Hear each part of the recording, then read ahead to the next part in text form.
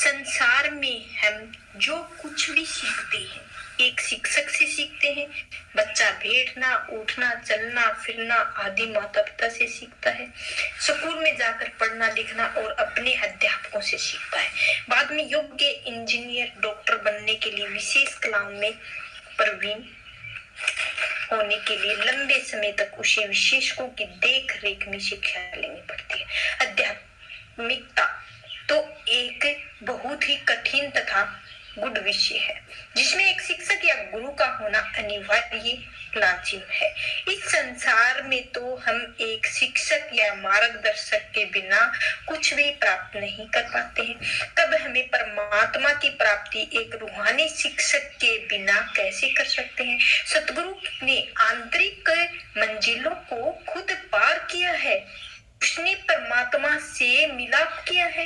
केवल वही बता सकता है कि उससे आध्यात्मिक मार्ग पर कैसा चला जा सकता है और वही बता सकते हैं मार्गदर्शन कैसे पार कर सकते हैं, कैसे आंतरिक यात्रा की अनेकों रुकावटों पर, प्रलोभनों पर विजय प्राप्त कर सकते हैं।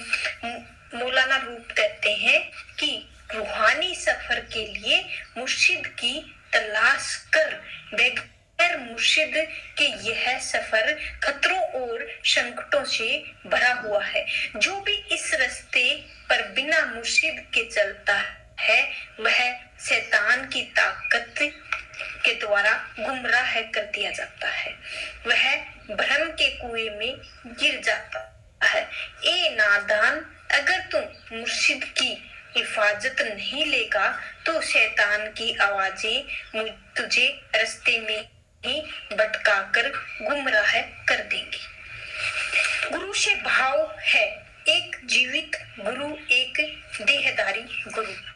हमें एक गुरु की जरूरत है क्योंकि उस परमात्मा के स्तर पर नहीं, कोई हमारे स्तर का, हमारे जैसा ही हमें वापस परम पिता परमात्मा के पास पहुंचने का रास्ता बता सकता है।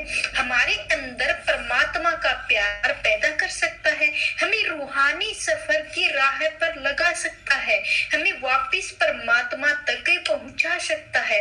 हमें मुर्शिद या सतगुरु के पास जाना होगा क्योंकि हम अपने आप उस प्रभु के स्तर पर नहीं पहुंच सकते हैं। उस परम पिता अपने असली रूप में हमारे स्तर पर नहीं आ सकता है। तो समय का सतगुरु एक जीता जागता मुर्शिद और परमात्मा के साथ जुड़ा हुआ होते हुए भी हमारे साथ हमारा जैसा होता है। ईसा मसीहा कहते हैं, जिसने तुझे देखा उसने परमात्मा को देखा। विश्वास करो कि मैं उस परमात्मा में समाया हुआ हूँ, वह पिता मुझ में।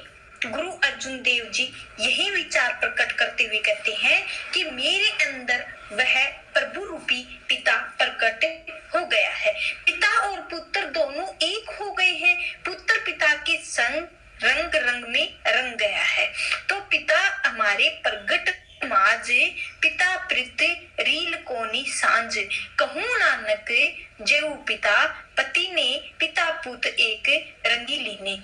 जब एक शिष्य ने हिजरत ईसा से पूछा कि परमात्मा तक वापस जाने का मार्ग क्या है, तो उन्होंने उत्तर दिया, मैं ही रास्ता हूँ, सत्य हूँ, मैं और जिंदगी में हूँ।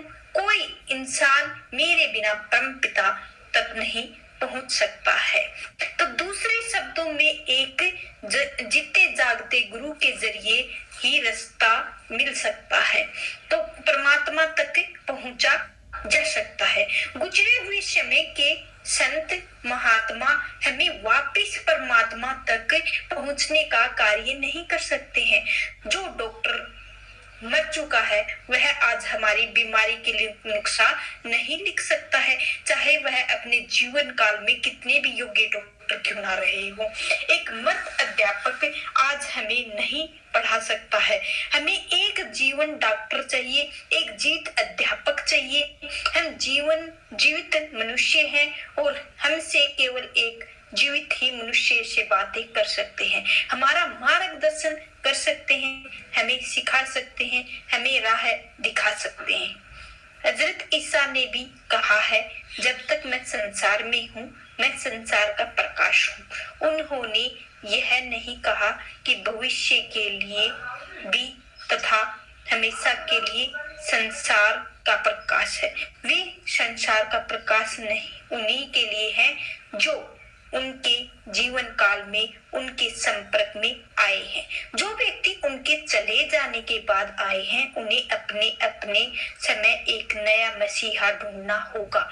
गुरु नानक साहिब फरमाते हैं कि अनादि काल से यही नियम चला आ रहा है। जो जीव सतगुरु रूपी जहाज के द्वारा ही भव सागर को पार कर सकता है, सतगुरु बाही थू आदि जुगाद। स्वामी जी महाराज फरमाते हैं कि बिना अपने वक्त के संत सतगुरु के परमात्मा की सच्ची भक्ति की युक्ति को प्राप्त नहीं हो सकती है। बिना सच्ची भक्ति के परमात्मा से मिलाप नहीं हो सकता है। इसीलिए जीव का लाभ इसी में है, वह अपने समय के गुरु की शरण में जाकर परमात्मा की सच्ची भक्ति में लग जाएं। पिछले समय में हुए महात्माओं की टेक से कुछ भी प्राप्त नहीं हो सकता। बिन गुरु वक्त भक्ति नाही पावे, बिन भक्ति सतलोक न जावे। पिछले की तज टेक तेरे भले की कहूँ, वक्त गुरु को मान तेरे भले की कहूँ। जिस तरह हम सिर्फ समय सारणी या टाइम टेबल पढ़कर कोई यात्रा पूरी नहीं कर सकते हैं, न ही ग्रह निर्माण संबंधी पुस्तकों को पढ़कर घर बना सकते हैं, इसी ही प्रकार हम उस रूहानी आनंद का स्वाद उसके बारे में पढ़कर ही प्राप्त नहीं कर सकते हैं।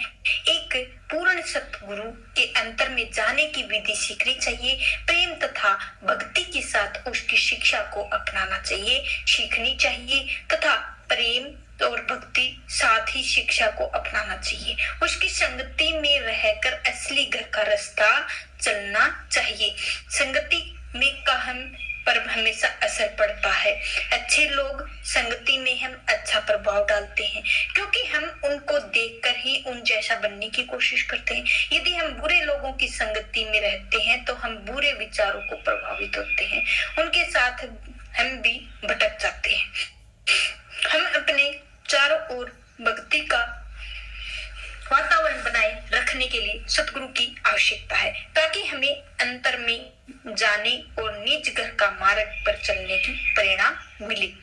शब्द स्वरूपी गुरु हमारा सच्चा गुरु है। वर्ड, नाम, शब्द, चेतन, धुन या जो भी नाम कोई भी देना चाहे, सतगुरु उस शब्द का, उस शक्ति का देहधारी रूप है।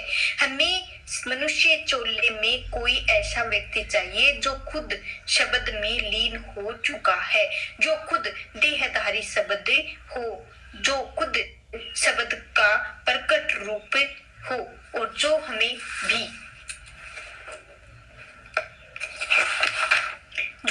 भी अंतर में उस शक्ति को जोड़ सकता है।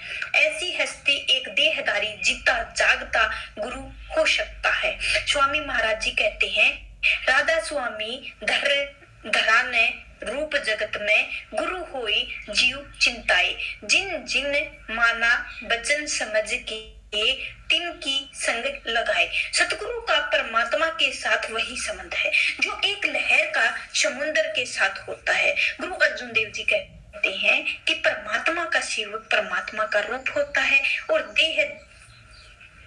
देह चोला धारण किए होने के कारण उनको परमात्मा से बिन मत समझो। लहर समुद्र में उठती है, समुद्र में ही समा जाती है और देखने में वह समुद्र से अलग लगती है, लेकिन असल में उसे समुद्र से अलग नहीं किया जा सकता है।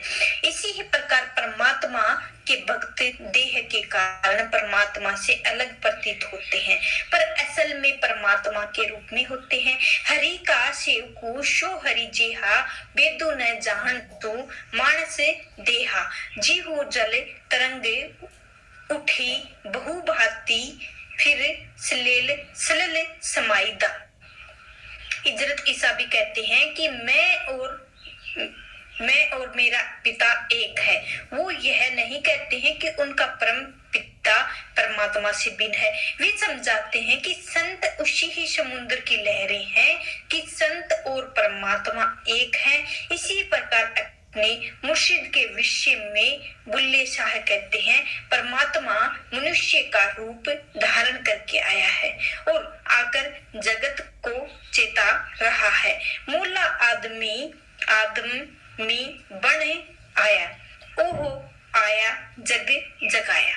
तो सतगुरु दीक्षा और नाम दान के द्वारा शिष्य की आत्मा में अंतर में शब्द के साथ जोड़कर परमात्मा को प्राप्ति के मार्ग पर लगा देते हैं।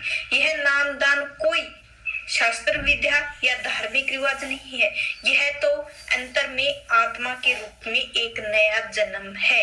हजरत ईसा ने कहा है, मैं तुमसे कहता हूँ, वह जब तक मनुष्य दोबारा जन्म नहीं लेता है, वह खुदा की बादशाहत नहीं देख सकता है। मैं बार बार तुझसे कहता हूँ कि जब तक मनुष्य जल और पवित्र आत्मा शब्द से पैदा नहीं होता है, वह खुदा की बादशाहत में प्रवेश नहीं कर सकता है। तो आज का सत्संग इधर ही समाप्त होता है। चैनल को लाइक शेयर सब्सक्राइब जरूर करें। आपका दिल से शुक्रिया होगा। राधा स्वामी जी। जी राधा स्वामी जी। जी।